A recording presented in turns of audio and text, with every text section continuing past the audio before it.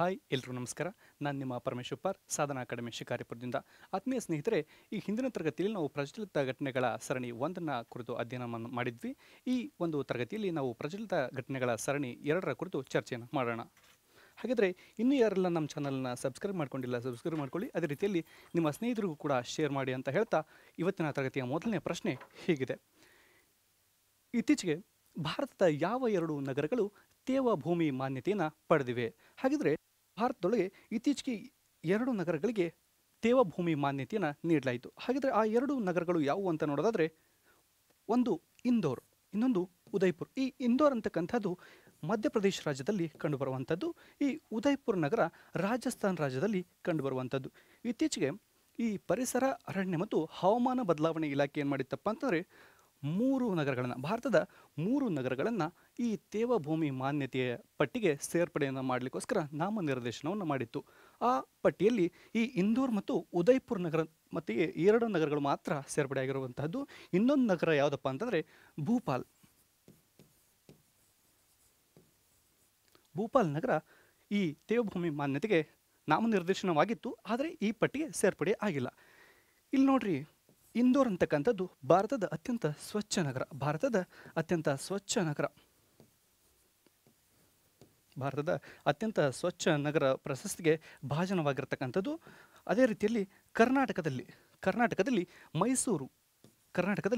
ಮೈಸೂರು ಅತ್ಯಂತ ಸ್ವಚ್ಛ ನಗರ ಪ್ರಶಸ್ತಿಗೆ ಭಾಜನವಾಗಿರುವಂಥದ್ದು.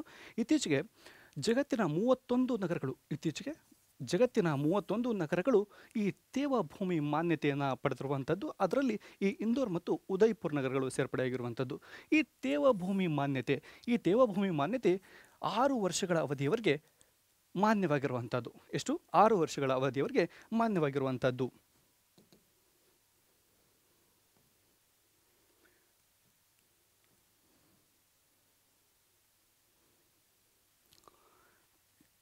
ಉದಯ್ಪುರ್ ಮಧ್ಯಪ್ರದೇಶದ ಇಂದೋರ್ ಮತ್ತು ರಾಜಸ್ಥಾನದ ಉದಯ್ಪುರ್ ನಗರಗಳು ರಾಮ್ಸರ ತೇವಭೂಮಿ ಸಮಾವೇಶದ ಅಡಿಯಲ್ಲಿ ಮಾನ್ಯತೆ ಪಡೆದ ತೇವಭೂಮಿ ನಗರಗಳ ಜಾಗತಿಕ ಪಟ್ಟಿಯಲ್ಲಿ ಸ್ಥಾನವನ್ನು ಪಡೆದಿರತಕ್ಕಂಥದ್ದು. ಈಗಾಗಲೇ ನೋಡಿದ್ವಿ. ಈ ಇಂದೋರ್ ಏನು ರಾಮ್ಸರ ಪಟ್ಟಿಗೆ ಸೇರಿರ್ತಕ್ಕಂತಹ ಇಂದೋರ್ ಇದೆಯಲ್ಲ, ಈ ಇಂದೋರ್ನಲ್ಲಿರ್ತಕ್ಕಂತಹ ಸಿರ್ಪುರ್ ಸರೋವರ ಇತ್ತೀಚೆಗೆ ಜಲಪಕ್ಷಿಗಳ ಪಕ್ಷಿಧಾಮವಾಗಿ ಅಭಿವೃದ್ಧಿಯನ್ನು ಪಡಿಸಲಾಗ್ತಾ ಇದೆ.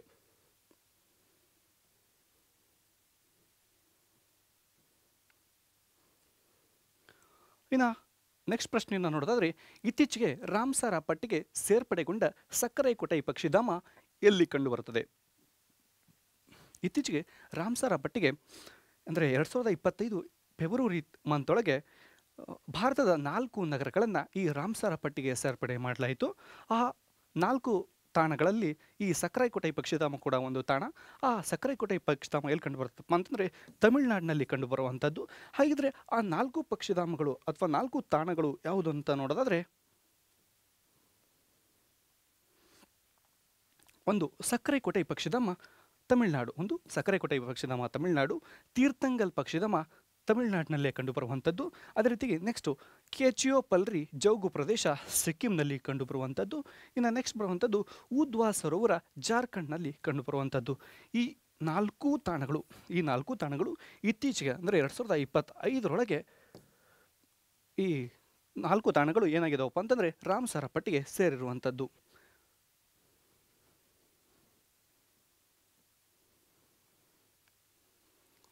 ಜೌಗು ಭೂಮಿಗಳ ರಕ್ಷಣೆಗಾಗಿ ಜಗತ್ತಿನಾದ್ಯಂತ ಜೌಗು ತಾಣಗಳನ್ನು ಗುರುತಿಸಿ ಅವುಗಳನ್ನು ರಾಮ್ಸರ ಪಟ್ಟಿಗೆ ಸೇರ್ಪಡೆಯನ್ನು ಮಾಡಲಾಗ್ತದೆ. ಅಂದರೆ ಜೌಗು ಭೂಮಿಗಳ ರಕ್ಷಣೆಯನ್ನು ಮಾಡಲಿಕ್ಕೋಸ್ಕರ ಜಗತ್ತಿನಾದ್ಯಂತ ಜೌಗು ತಾಣಗಳನ್ನು ಗುರುತು ಮಾಡಿ ಅವುಗಳನ್ನು ರಾಮ್ಸರ ಪಟ್ಟಿಗೆ ಸೇರ್ಪಡೆಯನ್ನು ಮಾಡಲಾಗ್ತದೆ. ಈ ಜಗತ್ತಿನ ಮೊದಲ ರಾಮ್ಸರ್ ತಾಣ ಯಾವುದಪ್ಪ ಅಂತಂದರೆ ಆಸ್ಟ್ರೇಲಿಯಾದ ಕೋಬರ್ಗ್ ಪೆನಿನ್ಸುಲಾ ಜಗತ್ತಿನೊಳಗೆ ಮೊದಲ ರಾಮ್ಸರ್ ತಾಣ ಆಗಿ ಕಂಡುಬರುವಂಥದ್ದು. ಇದುವರೆಗೂ ಭಾರತದ 89 ಜೌಗು ತಾಣಗಳು ರಾಮ್ಸರ್ ಪಟ್ಟಿಗೆ ಸೇರ್ಪಡೆಯಾಗಿರುವಂಥದ್ದು. ಎಷ್ಟು? 89 ಜೌಗು ತಾಣಗಳು.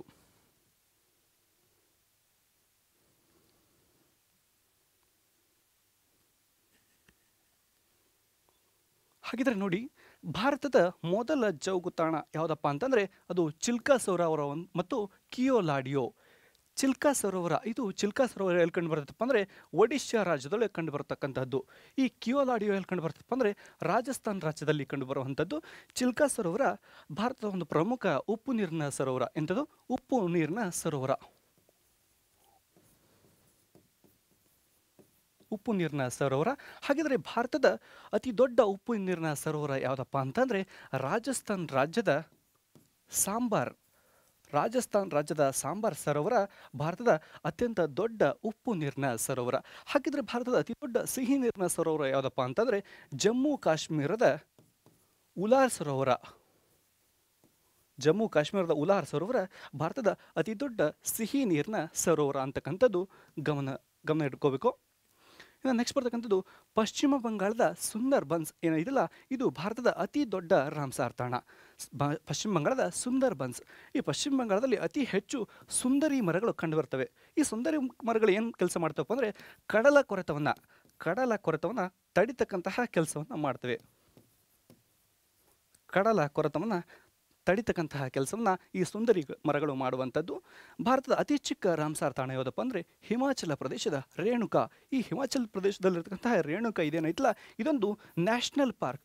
ಈ ನ್ಯಾಷನಲ್ ಪಾರ್ಕನ್ನು ಅತಿ ಚಿಕ್ಕ ರಾಮ್ಸಾರ್ ತಾಣವನ್ನಾಗಿ ಮಾಡಲಾಗಿರುವಂಥದ್ದು. ಭಾರತದಲ್ಲಿ ಅತಿ ಹೆಚ್ಚು ರಾಮ್ಸಾರ್ ತಾಣಗಳನ್ನು ಹೊಂದಿರತಕ್ಕಂತಹ ರಾಜ್ಯ ಯಾವುದಪ್ಪ ಅಂದರೆ ತಮಿಳುನಾಡು.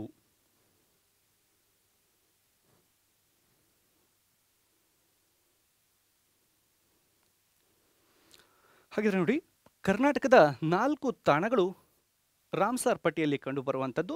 ಹಾಗಿದ್ರೆ ಯಾವುವು ಅನ್ನೋದನ್ನು ನೋಡೋದಾದರೆ, ಒಂದು ಯಾವುದಪ್ಪ ಅಂತಂದರೆ ರಂಗನತಿಟ್ಟು ಪಕ್ಷಿಧಾಮ ಮಂಡ್ಯ ಜಿಲ್ಲೆಯಲ್ಲಿ ಕಂಡುಬರುವಂತಹದ್ದು. ಇನ್ನು ಎರಡನೇದು ನೋಡೋದಾದರೆ ಅಘನಾಶಿನಿ ನದಿಮುಖಜ ಭೂಮಿ ಇದು ಉತ್ತರ ಕನ್ನಡ ಜಿಲ್ಲೆಯಲ್ಲಿ ಕಂಡುಬರುವಂಥದ್ದು. ಇನ್ನು ನೆಕ್ಸ್ಟ್ ನೋಡೋದು ಮೂರನೇದು ಅಂಕಸಮುದ್ರ. ಈ ಅಂಕಸಮುದ್ರ ಸಂರಕ್ಷಣಾ ಮೀಸಲು ಎಲ್ಲಿ ಕಂಡು ಬರುತ್ತಪ್ಪ ಅಂದರೆ ವಿಜಯನಗರ ಜಿಲ್ಲೆಯಲ್ಲಿ ಕಂಡುಬರುವಂಥದ್ದು. ಇನ್ನು ನಾಲ್ಕನೇದು ಮಾಗಡಿ ಕೆರೆ ಸಂರಕ್ಷಣಾ ಮೀಸಲು ಎಲ್ಲಿ ಕಂಡು ಬರುತ್ತಪ್ಪ ಅಂದರೆ ಗದಗ ಜಿಲ್ಲೆಯಲ್ಲಿ ಕಂಡುಬರುವಂತಹದ್ದು. ಹಾಗಿದ್ರೆ ಕರ್ನಾಟಕದಲ್ಲಿ 4 ತಾಣಗಳು ರಾಮ್ಸಾರ್ ಪಟ್ಟಿಯಲ್ಲಿ ಇರುವಂತಹದ್ದು. ಹಾಗಿದ್ರೆ ನೋಡಿ, ವಿಶ್ವ ತೇವ ಭೂಮಿ ಅಥವಾ ಜೌಗು ಭೂಮಿ ಅಂದರೆ ಪ್ರತಿ ವರ್ಷ ವಿಶ್ವ ತೇವ ಭೂಮಿ ಮತ್ತು ಜೌಗು ಭೂಮಿ ದಿನವನ್ನು ಫೆಬ್ರವರಿ 2ರಂದು ಆಚರಣೆಯನ್ನು ಮಾಡಲಾಗ್ತದೆ. ಹಾಗಿದ್ರೆ ಈ 2025ರ ಫೆಬ್ರವರಿ 2 ಅಥವಾ ಆ ತೇವಭೂಮಿ ಅಥವಾ ಜೌಗು ಭೂಮಿ ದಿನದ ಧ್ಯೇಯವಾಕ್ಯ ಏನಪ್ಪ ಅಂತಂದರೆ ನಮ್ಮ ಸಾಮಾನ್ಯ ಭವಿಷ್ಯಕ್ಕಾಗಿ ತೇವಭೂಮಿಗಳನ್ನು ರಕ್ಷಿಸುವುದು. ಈ ತೇವಭೂಮಿಗಳನ್ನು ರಕ್ಷಿಸುವುದು ಎನ್ನುವಂಥದ್ದು ಈ 2025ರ ಧ್ಯೇಯವಾಕ್ಯವಾಗಿರುವಂಥದ್ದು. ಈ ಜೌಗು ಪ್ರದೇಶದಲ್ಲಿ ಬೆಳೀತಕ್ಕಂತಹ ಸಸ್ಯಗಳನ್ನು ಹೈಡ್ರೋಫೈಟ್ಸ್ ಸಸ್ಯಗಳು ಅಂತ ಕರೀತಾರೆ. ಈ 2025ನೇ ಸಾಲಿನ ವಿಶ್ವ ತೇವಭೂಮಿ ದಿನವನ್ನು ಉತ್ತರ ಪ್ರದೇಶದಲ್ಲಿ ಆಚರಿಸಲಾಗಿರುತ್ತದೆ.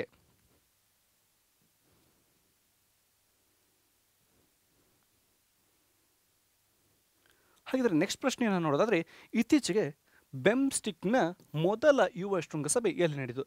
ಇತ್ತೀಚೆಗೆ ಬೆಮ್ಸ್ಟಿಕ್ನ ಯುವ ಶೃಂಗಸಭೆ ಗುಜರಾತ್ನ ಗಾಂಧಿನಗರದಲ್ಲಿ ನಡೆದಿರುವಂತಹದ್ದು. ಅದರ ಬಗ್ಗೆ ನೋಡೋದಾದರೆ, ಇತ್ತೀಚೆಗೆ 2025ರ ಫೆಬ್ರವರಿ 7ರಿಂದ 11ರವರೆಗೆ ಗುಜರಾತ್ನ ಗಾಂಧಿನಗರದಲ್ಲಿ ಬೆಮ್ಸ್ಟಿಕ್ನ ಯುವ ಶೃಂಗಸಭೆ ಜರುಗಿತು. ಈ ಸಭೆಯನ್ನು ಭಾರತ ಸರ್ಕಾರದ ಯುವಜನ ವ್ಯವಹಾರ ಮತ್ತು ಕ್ರೀಡಾ ಸಚಿವಾಲಯ ಯುವಜನ ವ್ಯವಹಾರಗಳ ಇಲಾಖೆ ಆಯೋಜನೆಯನ್ನು ಮಾಡಿತ್ತು. ಪ್ರಸ್ತುತ ಈ ಯುವಜನ ವ್ಯವಹಾರಗಳ ಇಲಾಖೆ ಸಚಿವಾಲಯದ ಕೇಂದ್ರ ಸಚಿವರು ಯಾರಿದ್ದಾರಪ್ಪ ಅಂದರೆ ಮನ್ಸುಖ್ ಮಾಂಡವಿಯಾ ಅವರು ಇರತಕ್ಕಂಥದ್ದು. ಕೇಂದ್ರ ಸಚಿವರು ಮನ್ಸುಖ್ ಮಾಂಡವಿಯಾ ಇರತಕ್ಕಂಥದ್ದು.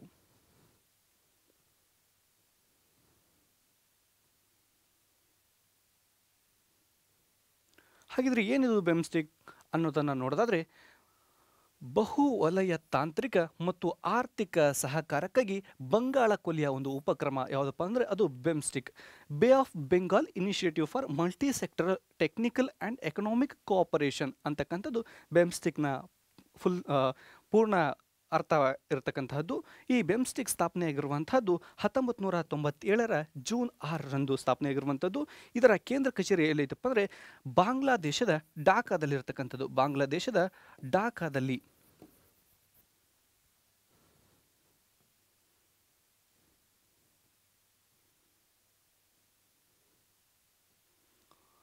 ಇದು ಈ ಬೆಮ್ಸ್ಟಿಕ್ ಏನಪ್ಪ ಅಂದರೆ ಬಂಗಾಳ ಕೊಲ್ಲಿಯ ಗಡಿಯಲ್ಲಿರುವ ದೇಶಗಳಲ್ಲಿ ರಾಜಕೀಯ ಭದ್ರತೆ ಮತ್ತು ಆರ್ಥಿಕ ಸಹಕಾರವನ್ನು ಬಲಪಡಿಸತಕ್ಕಂತಹ ಒಂದು ಉದ್ದೇಶವನ್ನು ಹೊಂದಿರುವಂತಹದ್ದು. ಈ ಭಾರತದ ಪೂರ್ವ ಭಾಗ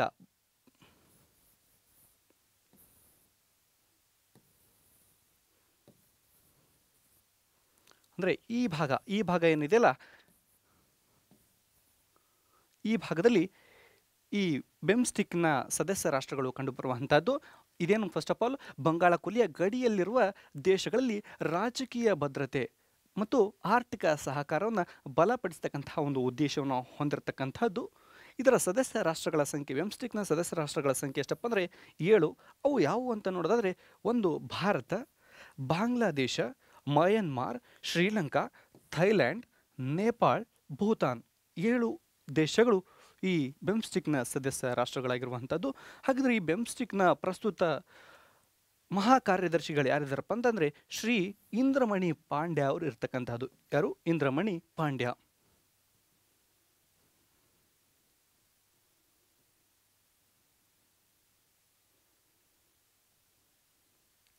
ಹಾಗಿದ್ರೆ ನೆಕ್ಸ್ಟ್ ಪ್ರಶ್ನೆಯನ್ನು ನೋಡೋದಾದರೆ, ಇತ್ತೀಚೆಗೆ ವಿಶ್ವಸಂಸ್ಥೆಯ ಮಹಿಳಾ ಶಾಂತಿ ಪಾಲಕರ ಮೊದಲ ಸಮ್ಮೇಳನ ಎಲ್ಲಿ ನಡೆಯಿತು?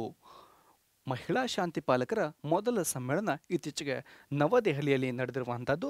ಹಾಗಿದ್ರೆ ಏನಿದು ಅನ್ನೋದನ್ನು ನೋಡೋದಾದರೆ, ವಿಶ್ವಸಂಸ್ಥೆಯ ಕಾರ್ಯಾಚರಣೆಯಲ್ಲಿ ಮಹಿಳಾ ಶಾಂತಿ ಪಾಲಕರ ಮೊದಲ ಸಮ್ಮೇಳನವನ್ನು 2025 ಫೆಬ್ರವರಿ 24 ಮತ್ತು 25ರಂದು ನವದೆಹಲಿಯಲ್ಲಿ ಆಯೋಜಿಸಲಾಯಿತು. ಈ ಮಹಿಳಾ ಶಾಂತಿ ಪಾಲಕರ ಸಮ್ಮೇಳನದ ಧ್ಯೇಯವಾಕ್ಯ ಏನಾಗಿತ್ತಪ್ಪ ಅಂತಂದರೆ, ಶಾಂತಿ ಪಾಲನೆಯಲ್ಲಿ ಮಹಿಳೆಯರು ಜಾಗತಿಕ ದಕ್ಷಿಣ ದೃಷ್ಟಿಕೋನ. ಅಂದರೆ ಶಾಂತಿ ಪಾಲನೆಯಲ್ಲಿ ಮಹಿಳೆಯರು ಜಾಗತಿಕ ದಕ್ಷಿಣ ದೃಷ್ಟಿಕೋನ ಅಂತಕ್ಕಂತಹದ್ದು ಈ 2025 ಮಹಿಳಾ ಶಾಂತಿ ಪಾಲಕರ ಸಮ್ಮೇಳನದ ಧ್ಯೇಯವಾಕ್ಯವಾಗಿರತಕ್ಕಂತಹದ್ದು. ಮೇ 29 ಅಂದರೆ ಪ್ರತಿ ವರ್ಷ ಮೇ 29 ವಿಶ್ವಸಂಸ್ಥೆಯ ಶಾಂತಿ ಪಾಲಕರ ದಿನವನ್ನಾಗಿ ಆಚರಣೆಯನ್ನು ಮಾಡಲಾಗ್ತದೆ. ಪ್ರತಿ ವರ್ಷ ಮಾರ್ಚ್ 8 ವಿಶ್ವ ಮಹಿಳೆಯರ ದಿನಾಚರಣೆಯನ್ನಾಗಿ ಆಚರಣೆಯನ್ನು ಮಾಡಲಾಗ್ತದೆ. ವಿಶ್ವ ಮಹಿಳೆಯರ ದಿನ.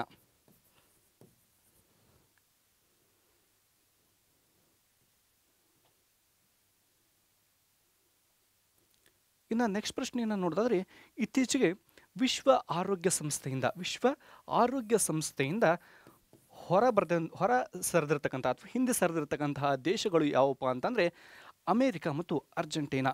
ಇತ್ತೀಚೆಗೆ ವಿಶ್ವ ಆರೋಗ್ಯ ಸಂಸ್ಥೆಯಿಂದ 2 ದೇಶಗಳು ಹಿಂದೆ ಸರಿದಿರ್ತಕ್ಕಂಥದ್ದು ಯಾವುದಪ್ಪ ಅಂದರೆ ಅಮೇರಿಕ ಮತ್ತು ಅರ್ಜೆಂಟೀನಾ ದೇಶಗಳು. ಯಾಕೆ? 2019-20 ಅಂತಂದರೆ ಕೊರೋನಾ ಸಾಂಕ್ರಾಮಿಕ ರೋಗ ಜಗತ್ತನ್ನೇ ತಲ್ಲಣಗೊಳಿಸಿತ್ತು. ಆ ಸಮಯದೊಳಗೆ ಈ ವಿಶ್ವ ಆರೋಗ್ಯ ಸಂಸ್ಥೆ ಅಂದರೆ WHO, ವರ್ಲ್ಡ್ ಹೆಲ್ತ್ ಆರ್ಗನೈಜೇಷನ್ ಏನಪ್ಪ ಅಂತಂದರೆ ಈ ಕೊರೋನಾ ಸಾಂಕ್ರಾಮಿಕ ರೋಗದ ನಿರ್ವಹಣೆಯನ್ನು ಸರಿಯಾಗಿ ಮಾಡಲಿಲ್ಲ ಅಂತಕ್ಕಂತಹದ್ದು.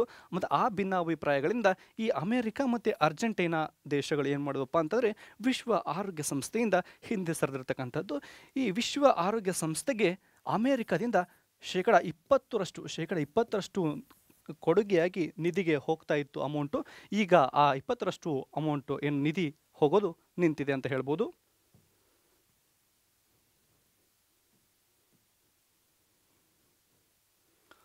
ಇತ್ತೀಚೆಗೆ ಅಮೇರಿಕದ ಅಧ್ಯಕ್ಷರಾಗಿರ್ತಕ್ಕಂತಹ ಡೊನಾಲ್ಡ್ ಟ್ರಂಪ್ ರವರು ಅಮೇರಿಕದ ಅಧ್ಯಕ್ಷರಾಗಿ ಅಧಿಕಾರ ವಹಿಸಿಕೊಂಡ ನಂತರ ಏನು ಮಾಡಿದ್ರಪ್ಪ ಅಂತಂದರೆ ಈ WHO ಹಿಂದೆ ಸರಿದಿರ್ತಕ್ಕಂತಹದ್ದು. ಅಮೇರಿಕ ದೇಶ ಅಮೇರಿಕ ಏನು ಮಾಡ್ತಪ್ಪ ಅಂದರೆ WHO ಹಿಂದೆ ಸರಿಯೋದಾಗಿ ಘೋಷಣೆ ಮಾಡಿದ ಬೆನ್ನಲ್ಲೇ ಈ ಅರ್ಜೆಂಟೀನಾ ದೇಶ ಕೂಡ ಏನು ಮಾಡ್ತಪ್ಪ ಅಂತಂದರೆ ವಿಶ್ವ ಆರೋಗ್ಯ ಸಂಸ್ಥೆಯಿಂದ ಹಿಂದೆ ಸರಿಯುವಂತಹ ನಿರ್ಧಾರವನ್ನು ಘೋಷಣೆಯನ್ನು ಮಾಡಿರುವಂತಹದ್ದು. ಹಾಗಿದ್ರೆ ಏನಿದು WHO ವಿಶ್ವ ಆರೋಗ್ಯ ಸಂಸ್ಥೆ ಅಂತ ನೋಡೋದಾದರೆ, ವಿಶ್ವ ಆರೋಗ್ಯ ಸಂಸ್ಥೆ ವರ್ಲ್ಡ್ ಹೆಲ್ತ್ ಆರ್ಗನೈಜೇಷನ್ ಇದು 1948 ಏಪ್ರಿಲ್ 7ರಂದು ಸ್ಥಾಪನೆಯಾಗಿರುವಂಥದ್ದು.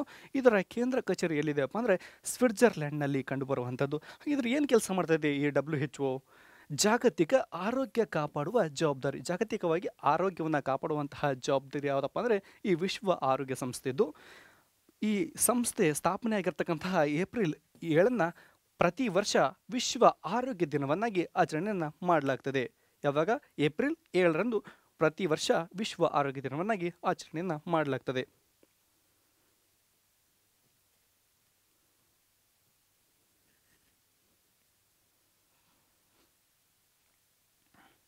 ಹಾಗಿದ್ರೆ ನೆಕ್ಸ್ಟ್ ಪ್ರಶ್ನೆಯನ್ನು ನೋಡಿದ್ರೆ, ಇತ್ತೀಚೆಗೆ ನೇಮಕವಾದ ಕರ್ನಾಟಕದ ಅರಣ್ಯ ಪಡೆಗಳ ಮೊದಲ ಮಹಿಳಾ ಮುಖ್ಯಸ್ಥೆ.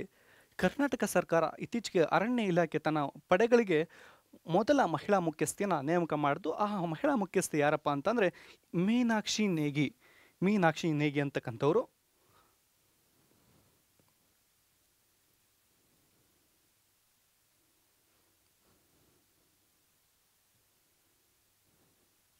ಇತ್ತೀಚೆಗೆ ಕರ್ನಾಟಕ ರಾಜ್ಯ ಅರಣ್ಯ ಪಡೆಗಳ ಮೊದಲ ಮಹಿಳಾ ಮುಖ್ಯಸ್ಥರು. ಕರ್ನಾಟಕ ಅರಣ್ಯ ಪಡೆಗೆ ಇದೇ ಮೊದಲ ಬಾರಿಗೆ ಮಹಿಳಾ ಮುಖ್ಯಸ್ಥರು ನೇಮಕವಾಗಿರುವಂತಹದ್ದು. ಅವರು ಯಾರಪ್ಪ ಅಂತಂದರೆ ಹಿರಿಯ IPS ಆಫೀಸರ್ ಆಗಿರ್ತಕ್ಕಂತಹ ಮೀನಾಕ್ಷಿ ನೇಗಿ ಅವರು.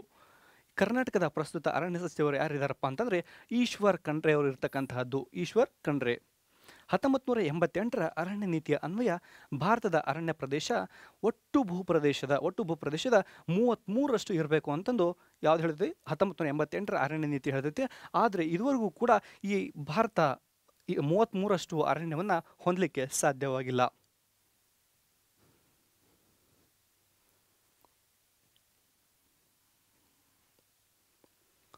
ನೆಕ್ಸ್ಟ್ ಪ್ರಶ್ನೆಯನ್ನು ನೋಡೋದಾದ್ರೆ, ಇತ್ತೀಚೆಗೆ ಕರ್ನಾಟಕ ರಾಜ್ಯ ಗ್ರಾಮೀಣ ಅಭಿವೃದ್ಧಿ ಮತ್ತು ಪಂಚಾಯತ್ ರಾಜ್ ವಿಶ್ವವಿದ್ಯಾಲಯಕ್ಕೆ ಏನೆಂದು ಹೆಸರಿಡಲಾಗಿದೆ? ಇತ್ತೀಚೆಗೆ ಕರ್ನಾಟಕ ರಾಜ್ಯ ಗ್ರಾಮೀಣ ಅಭಿವೃದ್ಧಿ ಮತ್ತು ಪಂಚಾಯತ್ ರಾಜ್ ವಿಶ್ವವಿದ್ಯಾಲಯಕ್ಕೆ ಮಹಾತ್ಮ ಗಾಂಧಿ ಗ್ರಾಮೀಣ ಅಭಿವೃದ್ಧಿ ಮತ್ತು ಪಂಚಾಯತ್ ರಾಜ್ ವಿಶ್ವವಿದ್ಯಾಲಯ ಎಂದು ಹೆಸರನ್ನು ಇಡಲಾಗಿರುವಂಥದ್ದು. ಮಹಾತ್ಮ ಗಾಂಧೀಜಿಯವರ ಹೆಸರನ್ನು ಈ ವಿಶ್ವವಿದ್ಯಾಲಯಕ್ಕೆ ಇಡಲಾಗಿರುವಂಥದ್ದು. ಹಾಗಿದ್ರೆ ಏನು ಅನ್ನೋದನ್ನು ನೋಡೋದಾದರೆ, ಇದು ಏನು ಈ ಗ್ರಾಮ ಪಂಚಾಯತ್ ಮತ್ತು ಪಂಚಾಯತ್ ರಾಜ್ ಇಲಾಖೆಯ ವಿಶ್ವವಿದ್ಯಾಲಯ ಏನಿದೆಯಲ್ಲ, ಇದು ಭಾರತದಲ್ಲಿರ್ತಕ್ಕಂತಹ ಏಕೈಕ ಗ್ರಾಮೀಣಾಭಿವೃದ್ಧಿ ಮತ್ತು ಪಂಚಾಯತ್ ರಾಜ್ ವಿಶ್ವವಿದ್ಯಾಲಯವಾಗಿರ್ತಕ್ಕಂತಹದ್ದು. ಈ ವಿಶ್ವವಿದ್ಯಾಲಯ 2016ರಲ್ಲಿ ಗದಗ್ನಲ್ಲಿ ಸ್ಥಾಪನೆಯಾಗಿರುವಂಥದ್ದು. 2016ರ ಗದಗ್ನಲ್ಲಿ ಸ್ಥಾಪನೆಯಾಗಿರುವಂಥದ್ದು. ಈ ಪಂಚಾಯತ್ ರಾಜ್ ಗ್ರಾಮೀಣಾಭಿವೃದ್ಧಿ ಮತ್ತು ಪಂಚಾಯತ್ ರಾಜ್ ವಿಶ್ವವಿದ್ಯಾಲಯದ ಧ್ಯೇಯವಾಕ್ಯ ಏನಪ್ಪ ಅಂತಂದರೆ ಗ್ರಾಮೀಣ ಬೇರು ಜಾಗತಿಕ ಮೇರು. ಗ್ರಾಮೀಣ ಬೇರು ಜಾಗತಿಕ ಮೇರು ಅಂತಕ್ಕಂಥದ್ದು ಇದರ ಧ್ಯೇಯವಾಕ್ಯವಾಗಿರ್ತಕ್ಕಂಥದ್ದು. ಈ ಗ್ರಾಮೀಣಾಭಿವೃದ್ಧಿ ಮತ್ತು ಪಂಚಾಯತ್ ರಾಜ್ ವಿಶ್ವವಿದ್ಯಾಲಯ 3 ತಿಂಗಳಿಗೊಮ್ಮೆ ಒಂದು ಪತ್ರಿಕೆಯನ್ನು ಬಿಡುಗಡೆ ಮಾಡ್ತದೆ. ಆ ಪತ್ರಿಕೆಯ ಹೆಸರು ಗ್ರಾಮೋದಯ ಅಂತಕ್ಕಂಥ ಪತ್ರಿಕೆಯನ್ನು ಬಿಡುಗಡೆ ಮಾಡುವಂಥದ್ದು.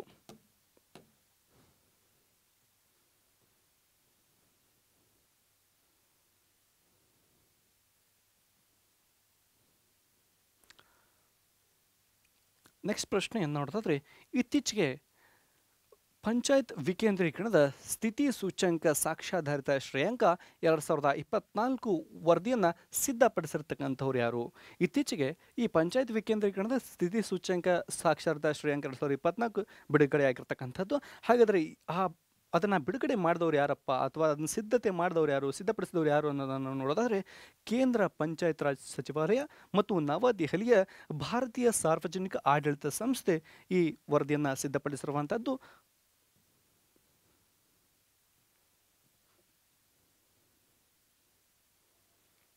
ದೇಶದ ರಾಜ್ಯಗಳು ಮತ್ತು ಕೇಂದ್ರಾಡಳಿತ ಪ್ರದೇಶಗಳ ಪಂಚಾಯಿತಿಗಳ ಒಟ್ಟಾರೆ ವಿಕೇಂದ್ರೀಕರಣ ಸೂಚ್ಯಂಕ ಮತ್ತು 6 ಪ್ರಮುಖವಾಗಿರ್ತಕ್ಕಂತಹ ಆಯಾಮಗಳನ್ನು ಅಧ್ಯಯನ ಮಾಡಿ ಈ ವರದಿಯನ್ನು ತಯಾರಿಸಲಾಗಿರುವಂಥದ್ದು. ಈ ಆಡಳಿತ ವಿಕೇಂದ್ರೀಕರಣದಲ್ಲಿ, ಪಂಚಾಯತ್ ಆಡಳಿತ ವಿಕೇಂದ್ರೀಕರಣದಲ್ಲಿ ಕರ್ನಾಟಕ ಮೊದಲ ಸ್ಥಾನದಲ್ಲಿರುವಂತಹದ್ದು. ಇತ್ತೀಚೆಗೆ ಕರ್ನಾಟಕ ಪಂಚಾಯತ್ ವಿಕೇಂದ್ರೀಕರಣದಲ್ಲಿ ದೇಶದಲ್ಲಿಯೇ ಮೊದಲ ಸ್ಥಾನದಲ್ಲಿರತಕ್ಕಂತಹದ್ದು. ದೇಶದಲ್ಲಿಯೇ ಮೊದಲ ಸ್ಥಾನದಲ್ಲಿ ಕರ್ನಾಟಕ ಇರುವಂತಹದ್ದು. ಪ್ರಸ್ತುತ ಕೇಂದ್ರ ಪಂಚಾಯತ್ ರಾಜ್ ಸಚಿವರು ಯಾರಿದ್ದಾರಪ್ಪ ಅಂತಂದರೆ NP ಸಿಂಗ್ ರವರು ಇರತಕ್ಕಂಥದ್ದು. NP ಸಿಂಗ್ ರವರು ಪ್ರಸ್ತುತ ಕೇಂದ್ರದ ಪಂಚಾಯತ್ ರಾಜ್ ಸಚಿವರು.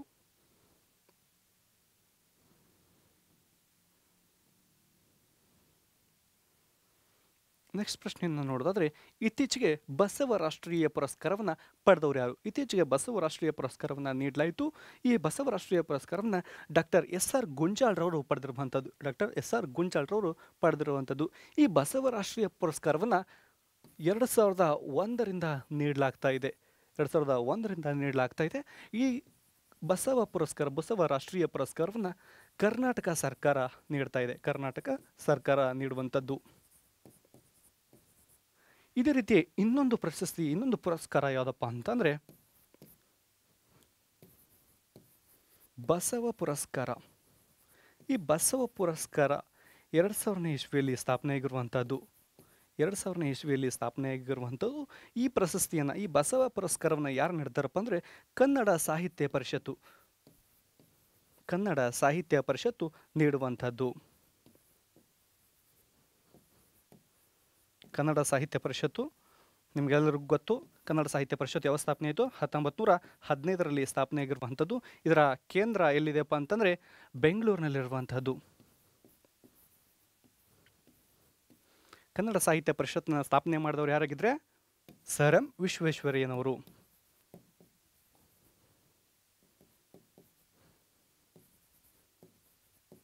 ವಿಶ್ವೇಶ್ವರಯ್ಯ. ಇದೇ ರೀತಿ ಇನ್ನೊಂದು ಪ್ರಶಸ್ತಿ ಅಥವಾ ಇನ್ನೊಂದು ಪುರಸ್ಕಾರ ಯಾವುದಪ್ಪ ಅಂತಂದರೆ ಬಸವಶ್ರೀ ಪುರಸ್ಕಾರ. ಬಸವಶ್ರೀ ಪುರಸ್ಕಾರ. ಬಸವಶ್ರೀ ಪುರಸ್ಕಾರ. ಈ ಪುರಸ್ಕಾರವನ್ನು ಯಾರು ನೀಡ್ತಾರಪ್ಪ ಅಂದರೆ ಚಿತ್ರದುರ್ಗದ ಮುರುಘಾ ಮಠ. ಚಿತ್ರದುರ್ಗದ ಮುರುಘಾ ಮಠದವರು ನೀಡ್ತಕ್ಕಂತಹದ್ದು ಬಸವಶ್ರೀ ಪ್ರಶಸ್ತಿ. ಹಾಗಿದ್ರೆ ನಾವಿಲ್ಲಿ ಏನು ನೋಡಿದ್ವಿ? ಬಸವ ರಾಷ್ಟ್ರೀಯ ಪುರಸ್ಕಾರ. ಬಸವ ರಾಷ್ಟ್ರೀಯ ಪುರಸ್ಕಾರವನ್ನು 2001ನೇ ಇಸ್ವಿಯಲ್ಲಿ ಸ್ಥಾಪನೆ ಮಾಡಲಾಗಿರುವಂಥದ್ದು. ಈ ಪ್ರಶಸ್ತಿಯನ್ನು ಕರ್ನಾಟಕ ಸರ್ಕಾರ ನೀಡುವಂಥದ್ದು. ಇತ್ತೀಚೆಗೆ ಈ ಬಸವ ರಾಷ್ಟ್ರೀಯ ಪುರಸ್ಕಾರವನ್ನು ಡಾಕ್ಟರ್ SR ಗುಂಜಾಳ್ರವರು ಪಡೆದಿರುವಂಥದ್ದು. ಅದೇ ರೀತಿ ಇನ್ನೊಂದು ಪುರಸ್ಕಾರ ಯಾವುದು? ಬಸವ ರಾಷ್ಟ್ರೀಯ ಪುರಸ್ಕಾರ 2000ನೇ ಇಸ್ವಿಯಲ್ಲಿ ಸ್ಥಾಪನೆಯಾಗಿರುವಂಥದ್ದು. ಈ ಪ್ರಶಸ್ತಿಯನ್ನು ಕನ್ನಡ ಸಾಹಿತ್ಯ ಪರಿಷತ್ತು ನೀಡುವಂಥದ್ದು. ಈ ಕನ್ನಡ ಸಾಹಿತ್ಯ ಪರಿಷತ್ತು 1915ರಲ್ಲಿ ಸ್ಥಾಪನೆಯಾಗಿರುವಂಥದ್ದು. ಅದರ ಕೇಂದ್ರ ಬೆಂಗಳೂರಿನಲ್ಲಿರುವಂಥದ್ದು. ಈ ಕನ್ನಡ ಸಾಹಿತ್ಯ ಪರಿಷತ್ತನ್ನು ಸ್ಥಾಪನೆ ಮಾಡಿದವರು ಯಾರಪ್ಪ ಅಂದರೆ ಸರ್ ಎಂ ವಿಶ್ವೇಶ್ವರಯ್ಯನವರು. ಅದೇ ರೀತಿಯ ಇನ್ನೊಂದು ಪುರಸ್ಕಾರ ಯಾವುದಪ್ಪ ಅಂದರೆ ಬಸವಶ್ರೀ ಪುರಸ್ಕಾರ. ಇದನ್ನು ಚಿತ್ರದುರ್ಗದ ಮುರುಘಾ ಮಠದವರು ನೀಡ್ತಾರೆ.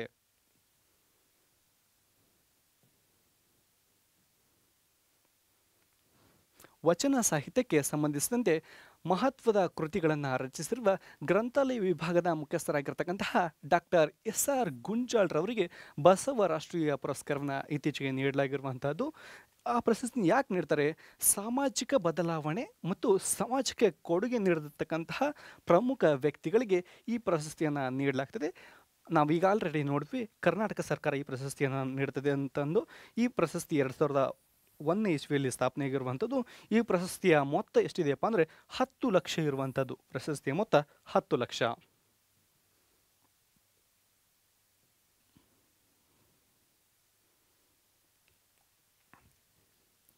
ನೆಕ್ಸ್ಟ್ ಪ್ರಶ್ನೆಯನ್ನು ನೋಡಿದ್ರೆ, ಕರ್ನಾಟಕದ ಬಿಳಿಗಿರಿ ರಂಗಸ್ವಾಮಿ ದೇವಾಲಯದ ಹುಲಿ ಸಂರಕ್ಷಿತ ಪ್ರದೇಶದಲ್ಲಿ ವಾಸಿಸುವ ಬುಡಕಟ್ಟು ಸಮುದಾಯ ಯಾವುದು?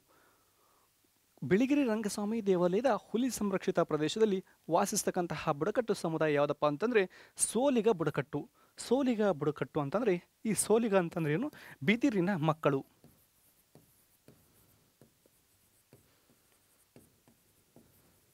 ಬಿದಿರಿನ ಮಕ್ಕಳು ಅಂತಕ್ಕಂಥದ್ದು ಸೋಲಿಗ ಪದದ ಅರ್ಥ. ಹಾಗಿದ್ರೆ ಏನು ಅನ್ನೋದನ್ನು ನೋಡೋದಾದರೆ,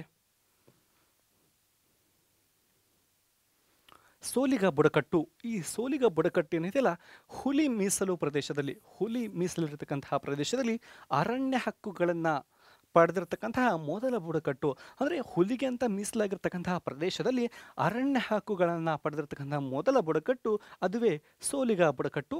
ಈ ಸೋಲಿಗರು ಹುಲಿಯನ್ನು ಏನಂತ ಕರೀತಾರಪ್ಪ ಅಂತಂದರೆ ದೊಡ್ಡ ನಾಯಿ ಅಂತ ಕರೀತಾರೆ. ಸೋಲಿಗರು ಈ ಹುಲಿಯನ್ನು ದೊಡ್ಡ ನಾಯಿ ಅಂತ ಕರೀತಾರೆ.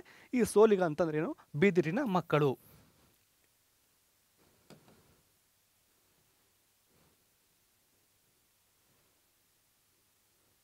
ಹಾಗಿದ್ರೆ ಕರ್ನಾಟಕದಲ್ಲಿರ್ತಕ್ಕಂತಹ ಪ್ರಮುಖ ಈ ಬುಡಕಟ್ಟು ಜನಾಂಗಗಳನ್ನು ನೋಡೋದಾದರೆ, ಮೊದಲನೇದಾಗಿ ಸಿದ್ದಿ ಬುಡಕಟ್ಟು ಜನಾಂಗ. ಈ ಸಿದ್ದಿ ಬುಡಕಟ್ಟು ಜನಾಂಗ ಉತ್ತರ ಕನ್ನಡ ಜಿಲ್ಲೆಯಲ್ಲಿ ಕಂಡುಬರುವಂಥದ್ದು. ಇನ್ನು ಎರವ ಬುಡಕಟ್ಟು ಜನಾಂಗ, ಎರವ ಬುಡಕಟ್ಟು ಜನಾಂಗ ಕೊಡಗು ಮತ್ತು ಮೈಸೂರು ಜಿಲ್ಲೆಗಳಲ್ಲಿ ಕಂಡುಬರುವಂಥದ್ದು. ಚಂಚು ಬುಡಕಟ್ಟು ಜನಾಂಗ, ಚಂಚು ಬುಡಕಟ್ಟು ಜನಾಂಗ ಯಾದಗಿರಿ ಮತ್ತು ಕೋಲಾರ ಜಿಲ್ಲೆಗಳಲ್ಲಿ ಕಂಡುಬರುವಂಥದ್ದು. ಸೋಲಿಗ ಬುಡಕಟ್ಟು, ಸೋಲಿಗ ಬುಡಕಟ್ಟು ಈ ಚಾಮರಾಜನಗರ, ಮೈಸೂರು ಮತ್ತು ಮಂಡ್ಯ ಜಿಲ್ಲೆಗಳಲ್ಲಿ ಕಂಡುಬರುವಂಥದ್ದು. ಜೇನು ಕುರುಬ ಜನಾಂಗ ಅಥವಾ ಬುಡಕಟ್ಟು ಮೈಸೂರು, ಕೊಡಗು ಮತ್ತು ಚಾಮರಾಜನಗರ ಜಿಲ್ಲೆಗಳಲ್ಲಿ ಕಂಡುಬರುವಂಥದ್ದು. ಅದೇ ರೀತಿಯಲ್ಲಿ ಕಾಡು ಕುರುಬ ಜನಾಂಗ, ಕಾಡು ಕುರುಬ ಜನಾಂಗ ಎಲ್ಲಿ ಕಂಡುಬರ್ತಪ್ಪ? ಕಾಡು ಕುರುಬ ಜನಾಂಗ ಯಾದಗಿರಿ, ಮೈಸೂರು ಮತ್ತು ಬೆಂಗಳೂರು ನಗರ ಜಿಲ್ಲೆಗಳಲ್ಲಿ ಕಂಡುಬರುವಂಥದ್ದು. ಹಕ್ಕಿ ಪಿಕ್ಕಿ ಜನಾಂಗ ಮೈಸೂರು, ಶಿವಮೊಗ್ಗ, ರಾಮನಗರ ಮತ್ತು ಚಿಕ್ಕಬಳ್ಳಾಪುರ ಜಿಲ್ಲೆಗಳಲ್ಲಿ ಕಂಡುಬರುವಂಥದ್ದು. ಇನ್ನು ಕೊನೆಯದಾಗಿ ತೋಡಾ ಜನಾಂಗ. ಈ ತೋಡಾ ಜನಾಂಗ ಉಡುಪಿ ಜಿಲ್ಲೆಯಲ್ಲಿ ಕಂಡುಬರ್ತದೆ.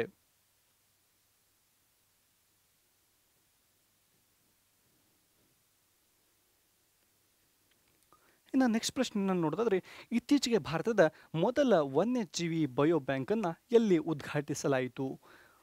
ಮೊದಲ ವನ್ಯಜೀವಿ ಬಯೋ ಬ್ಯಾಂಕನ್ನು ಇತ್ತೀಚೆಗೆ ಡಾರ್ಜಿಲಿಂಗ್ನಲ್ಲಿ ಉದ್ಘಾಟಿಸಲಾಗಿರುವಂಥದ್ದು. ಹಾಗಾದರೆ ಏನಿದು ಅನ್ನೋದನ್ನು ನೋಡ್ತಾ ಹೋಗೋದಾದರೆ,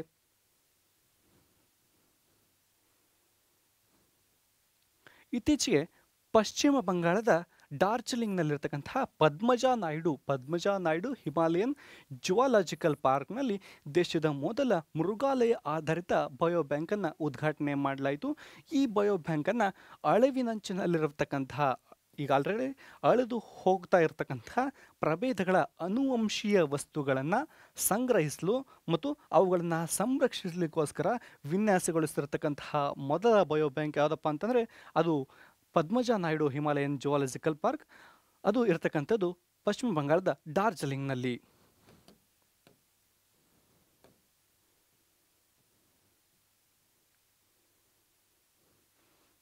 ಇತ್ತೀಚೆಗೆ ಬಿಡುಗಡೆಯಾಗಿರ್ತಕ್ಕಂತಹ ಏರುಘಟ್ಟದ ನಡಿಗೆ, ಇದು ಯಾರ ಆತ್ಮಕಥೆಯಾಗಿದೆ? ಇತ್ತೀಚೆಗೆ ಏರುಘಟ್ಟದ ನಡಿಗೆ ಅಂತಕ್ಕಂಥ ಒಂದು ಆತ್ಮಕಥೆ ಬಿಡುಗಡೆಯಾಗಿರುವಂತಹದ್ದು ಅದು ಪ್ರೊಫೆಸರ್ ಮಾಧವ್ ಗಾಡ್ಗಿಲ್ ರವರ ಆತ್ಮಕಥೆಯಾಗಿರುವಂತಹದ್ದು. ಈ ಮಾಧವ್ ಗಾಡ್ಗಿಲ್ ಯಾವುದಕ್ಕೆ ಸಂಬಂಧಪಟ್ಟಾರಪ್ಪ ಅಂದರೆ ಪಶ್ಚಿಮ ಘಟ್ಟಗಳ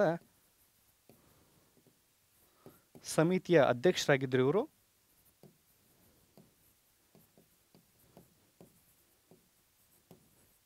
ಯಾವಾಗಪ್ಪ ಅಂದರೆ 2010ರಲ್ಲಿ ಇವರು ಈ ಪಶ್ಚಿಮ ಘಟ್ಟಗಳ ಸಮಿತಿಯ ಅಧ್ಯಕ್ಷರು ಆಗಿದ್ದರು. ಹಾಗಿದ್ರೆ ಏನಿದು ಅನ್ನೋದನ್ನು ನೋಡ್ತಾ ಹೋಗೋದಾದರೆ, ಪ್ರೊಫೆಸರ್ ಮಾಧವ್ ಗಾಡ್ಗಿಲ್ರವರು ಆತ್ಮಕಥನ ಎ ವಾಕ್ ಆಫ್ ದಿ ಹಿಲ್ಸ್ನ ಕನ್ನಡ ಅನುವಾದ ಏನಪ್ಪ ಅಂತಂದರೆ ಏರುಘಟ್ಟದ ನಡಿಗೆ. ಈ ಪುಸ್ತಕವನ್ನು ಇತ್ತೀಚೆಗೆ ಅರಣ್ಯ ಸಚಿವರಾಗಿರ್ತಕ್ಕಂಥ ಈಶ್ವರ್ ಖಂಡ್ರೆ ಅವರು ಬಿಡುಗಡೆ ಮಾಡ್ತಾರೆ. ಈ ಪ್ರೊಫೆಸರ್ ಮಾಧವ್ ಗಾಡ್ಗಿಲ್ ಏನು ಮಾಡ್ತಾರಪ್ಪ ಅಂದರೆ 2010ರಲ್ಲಿ ಪಶ್ಚಿಮ ಘಟ್ಟಗಳ ಪರಿಸರ ತಜ್ಞ ಸಮಿತಿಯ ಅಧ್ಯಕ್ಷರಾಗಿದ್ದರು. ಇವರ ಮೊದಲ ಕೃತಿ, ಪ್ರೊಫೆಸರ್ ಮಾಧವ್ ಗಾಡ್ಗಿಲ್ರವರ ಮೊದಲ ಕೃತಿ ಯಾವುದಪ್ಪ ಅಂದರೆ ಬಿರುಕು ಬಿಟ್ಟ ಭೂಮಿ ಭಾರತದ ಪರಿಸರ ಇತಿಹಾಸ.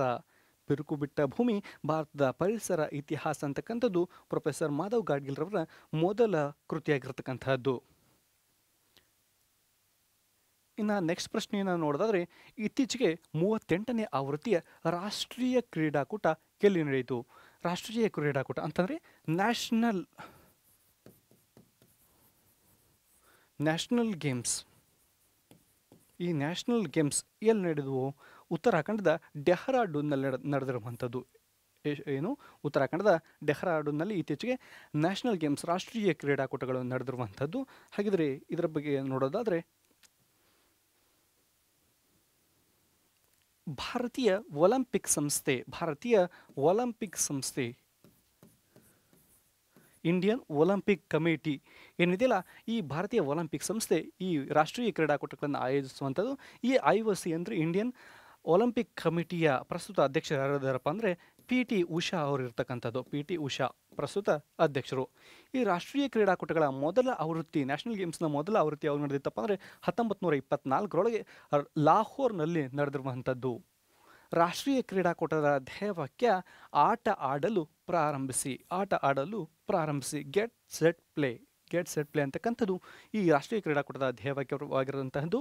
ಈ ರಾಷ್ಟ್ರೀಯ ಕ್ರೀಡಾಕೂಟಗಳನ್ನು 2 ವರ್ಷಗಳಿಗೊಮ್ಮೆ ಆಯೋಜನೆಯನ್ನು ಮಾಡಲಾಗ್ತದೆ.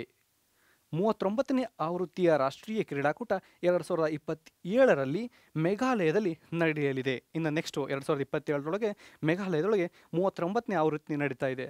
ಹಾಗಿದ್ರೆ ಏನು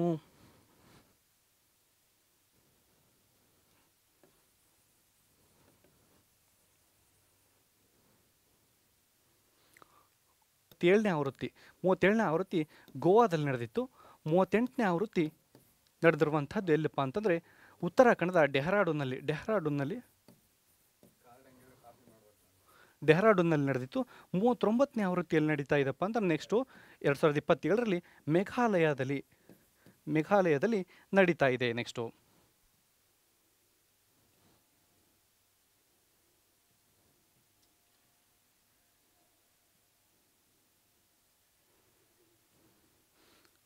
ಕುನೋ ರಾಷ್ಟ್ರೀಯ ಉದ್ಯಾನವನ ಎಲ್ಲಿ ಕಂಡು ಬರ್ತದೆ? ಕುನೋ ರಾಷ್ಟ್ರೀಯ ಉದ್ಯಾನ ಇತ್ತೀಚೆಗೆ ಬಹಳಷ್ಟು ನ್ಯೂಸ್ನಲ್ಲಿರತಕ್ಕಂಥದ್ದು. ಈ ಕುನೋ ರಾಷ್ಟ್ರೀಯ ಉದ್ಯಾನವನ ಮಧ್ಯಪ್ರದೇಶ ರಾಜ್ಯದಲ್ಲಿ ಕಂಡುಬರುವಂಥದ್ದು.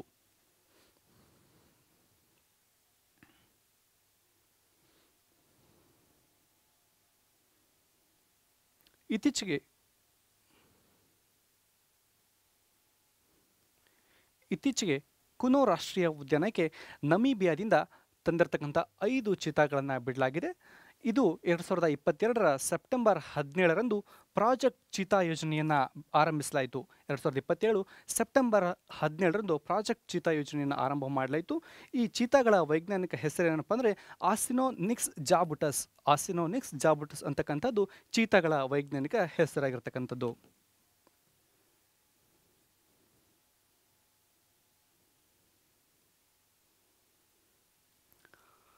ಇನ್ನು ನೆಕ್ಸ್ಟು ಪ್ರಾಜೆಕ್ಟ್ ಟೈಗರ್ ಯಾವಾಗ ಜಾರಿ ಬಂತಪ್ಪ ಅಂದರೆ 1973. ಪ್ರತಿ ವರ್ಷ ಈ ಜುಲೈ 29ನ ಹುಲಿ ದಿನವನ್ನಾಗಿ ಆಚರಣೆಯನ್ನು ಮಾಡಲಾಗ್ತದೆ.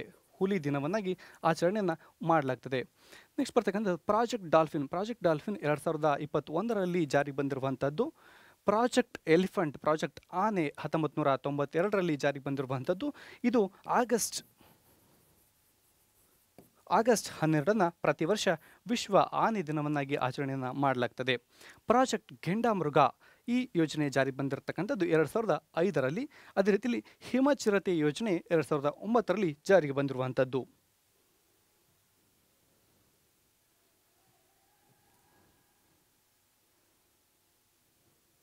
ಇನ್ನು ನೆಕ್ಸ್ಟ್ ಪ್ರಶ್ನೆ, ಇತ್ತೀಚೆಗೆ ದೆಹಲಿಯ 4ನೇ ಮಹಿಳಾ ಮುಖ್ಯಮಂತ್ರಿಗೆ ಯಾರು ನೇಮಕವಾಗಿದ್ದಾರೆ?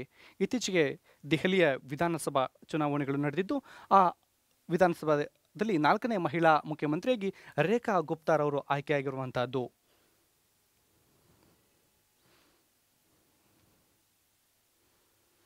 ರೇಖಾ ಗುಪ್ತಾ ಅವರು 2025ರ ಫೆಬ್ರವರಿ 19ರಂದು ದೆಹಲಿಯ 9ನೇ ಮತ್ತು 4ನೆಯ ಮಹಿಳಾ ಮುಖ್ಯಮಂತ್ರಿಯಾಗಿ ಅಧಿಕಾರವನ್ನು ವಹಿಸಿಕೊಂಡಿರತಕ್ಕಂತಹದ್ದು. ಇವರು ಬಿಜೆಪಿ ಪಕ್ಷದವರಾಗಿದ್ದು ದೆಹಲಿಯ ಶಾಲಿಮಾರ್ ಬಾಗ್ ಅಂತಕ್ಕಂತಹ ವಿಧಾನಸಭಾ ಕ್ಷೇತ್ರದ ಶಾಸಕರಾಗಿದ್ದರು. ಇವರು ಮೊದಲ ಬಾರಿಯೇ ಮುಖ್ಯಮಂತ್ರಿಯಾಗಿರತಕ್ಕಂಥದ್ದು. ದೆಹಲಿಯ 4 ಮಹಿಳಾ ಮುಖ್ಯಮಂತ್ರಿಗಳು ಯಾರು ಅಂತ ನೋಡೋದಾದರೆ, ಮೊದಲೇದು ಸುಷ್ಮಾ ಸ್ವರಾಜ್ ಅವರು ಬಿಜೆಪಿ ಪಕ್ಷದಿಂದ ಮೊದಲ ಬಾರಿಗೆ ದೆಹಲಿಯ ಮುಖ್ಯಮಂತ್ರಿಗಳಾಗಿದ್ದರು. ನೆಕ್ಸ್ಟು ಶೀಲಾ ದೀಕ್ಷಿತ್ ಕಾಂಗ್ರೆಸ್ನಿಂದ ಮುಖ್ಯಮಂತ್ರಿಗಳಾದವರು. ನೆಕ್ಸ್ಟು ಅತಿಶಿ ಮಾರ್ಲೇನಾ ಅವರು ಆಮ್ ಆದ್ಮಿ ಪಕ್ಷದಿಂದ ಮುಖ್ಯಮಂತ್ರಿಗಳಾಗಿದ್ದರು. ಇನ್ನು ರೇಖಾ ಗುಪ್ತಾರವರು ಬಿಜೆಪಿ ಪಕ್ಷದಿಂದ ಇತ್ತೀಚೆಗೆ ಮುಖ್ಯಮಂತ್ರಿಗಳಾಗಿರುವಂತಹದ್ದು.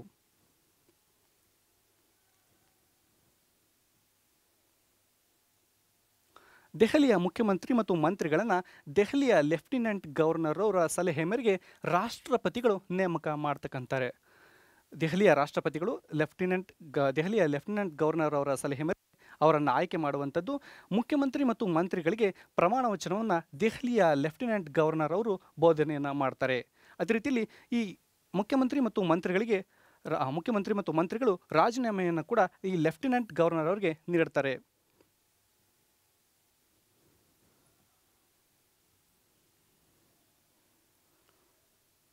ಎಲ್ಲರೂ ವಿಡಿಯೋನ ಗಮನಿಸಿದ್ದಕ್ಕಾಗಿ ಧನ್ಯವಾದಗಳು.